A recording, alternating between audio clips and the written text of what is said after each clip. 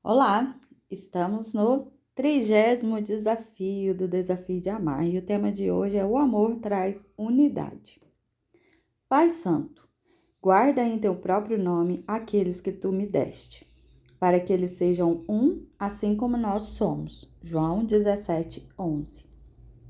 Uma das coisas mais importantes a respeito da Bíblia é a maneira como ela está articulada, com temas uniformes em todo o seu conteúdo, do início ao fim.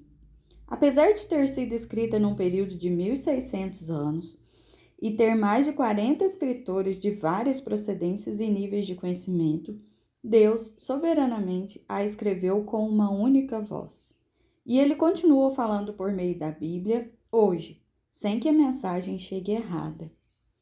Unidade, união e igualdade. Essas são as marcas inabaláveis do nosso Deus. No início dos tempos, vemos a sua unidade agir através da Trindade, Pai, Filho e Espírito Santo. Deus, o Pai, está lá criando o céu e a terra. O Espírito está se movendo sobre a face das águas. Gênesis 1:2. Gênesis capítulo 1, versículo 2. E o Filho, que é o resplendor de sua glória e a imagem expressa de sua pessoa, Hebreus 1:3, se juntam para falar e trazer a existência ao mundo. Façamos o homem à nossa imagem, conforme a nossa semelhança. Gênesis 1:26. Façamos. Nossa. Os três estão em perfeita união de mente e propósito. Vemos depois Jesus levantando-se das águas do batismo e o Espírito descendo em forma de pomba, e o Pai anunciando nessa cena majestosa: Esse é o meu Filho amado, em quem me comprazo. Mateus 3,17. Jesus mais tarde diz: Porque eu desci do céu, não para fazer a minha própria vontade, mas a vontade daquele que me enviou. João 6,38. O seu desejo de responder às orações de seus seguidores é para que o Pai possa ser glorificado no Filho. João 14,13. Ele pede ao Pai para enviar seu Santo Espírito, sabendo que o Espírito irá fielmente testificar a respeito do Filho que ele ama. Por quê? Porque qual dos homens conhece as coisas do homem, senão o Espírito do homem que está nele? Assim também nenhum homem conhece as coisas de Deus, senão o Espírito de Deus. 1 Coríntios 2:11. Pai, Filho e Espírito Santo estão em pura unidade. Eles servem um ao outro, amam um ao outro e honram um ao outro. Apesar de iguais, eles se alegram quando o outro é louvado. Apesar de distintos, eles são um, indivisíveis. E por essa relação tão especial, tão representativa da grandeza e esplendor de Deus, ele escolheu nos deixar experimentar um aspecto disso.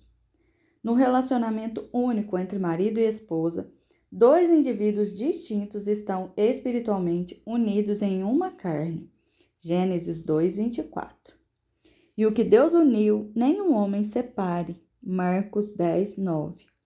Na realidade, esse mistério é tão sério e o amor entre marido e esposa tão entrelaçado e completo, que Deus utiliza a imagem do casamento para explicar o seu santo amor pela igreja. A igreja, a noiva, é mais honrada quando o seu Salvador é adorado e celebrado. Cristo, o noivo, o qual se entregou a si mesmo por ela, é mais honrado quando ele a vê como igreja gloriosa, sem rúcula, sem mácula ou ruga ou coisa semelhante, mais santa e irrepreensível. Efésios 5:27. Ambos, Cristo e a igreja, amam e honram um ao outro. Essa é a beleza da unidade. Marido. O que aconteceria em seu casamento se você se dedicasse em amor, honra e serviço à sua esposa em todas as coisas? O que aconteceria se você determinasse que a preservação da sua unidade com sua mulher é digna de todo sacrifício e expressão de amor? O que mudaria em seu lar se você tomasse essa abordagem em seu relacionamento como base diária? Esposa. O que aconteceria se você estabelecesse como missão fazer tudo possível para promover proximidade de coração com seu marido? O que aconteceria se qualquer ameaça à unidade de vocês fosse tratada como veneno, câncer, um inimigo a ser eliminado pelo amor, pela humildade e renúncia? Em que se tornaria o seu casamento se você nunca mais estivesse disposta a ver a unidade de vocês destruída? E se levássemos a sério as palavras do apóstolo Paulo? Rogo-vos, porém, irmãos, pelo nome de nosso Senhor Jesus Cristo, que digais todos uma mesma coisa, e que não haja divisões entre vós. 1 Coríntios 1:10. A unidade no casamento requer o mesmo parecer. Significa que a comunicação tem de ser constante para desfrutar sempre dessa união. Implica no compartilhar de pensamentos, valores, decisões, planos e entrelaçar suas vidas para manter um só coração, decidir em unanimidade e falar em uma só voz. E quando alguém perturbar essa unidade, os dois farão o que for necessário para restaurá-la, a fim de que a comunhão retorne. A essência da Trindade, como é vista através da história e continuará sendo vista no futuro, é evidência do poder da unidade. Ela é inquebrável, infinita. Essa é a mesma realidade espiritual que se esconde em seu lar e endereço.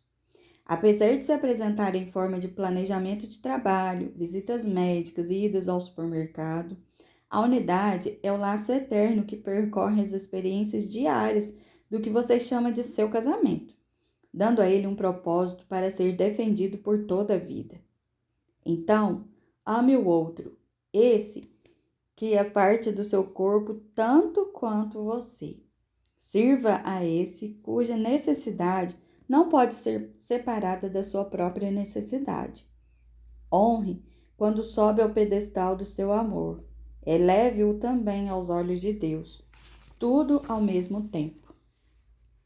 Então, o desafio de hoje é que você separe uma área que cause divisão em seu casamento e olhe para ela hoje como uma oportunidade única de orar. Peça a Deus para revelar o que há no seu coração que está ameaçando sua unidade com seu cônjuge. Ore para que Deus faça o mesmo com ele. E, se for apropriado, discuta abertamente esse problema, buscando em Deus a unidade. E se você não identifica no momento nada, você reflita sobre esse assunto e ore pedindo para que Deus mostre se houver alguma coisa que tem prejudicado essa unidade, para que vocês resolvam, né? E para quem está aí aprofundando as reflexões, anotando, né? Deus abriu seus olhos para coisas que podem estar criando um ponto de discórdia? Como você pretende reagir? O que você espera que Deus faça também em seu cônjuge? Que você possa refletir nisso, no propósito do desafio de hoje. Nós estamos chegando no final, né? Agora faltam apenas 10 desafios para a gente concluir.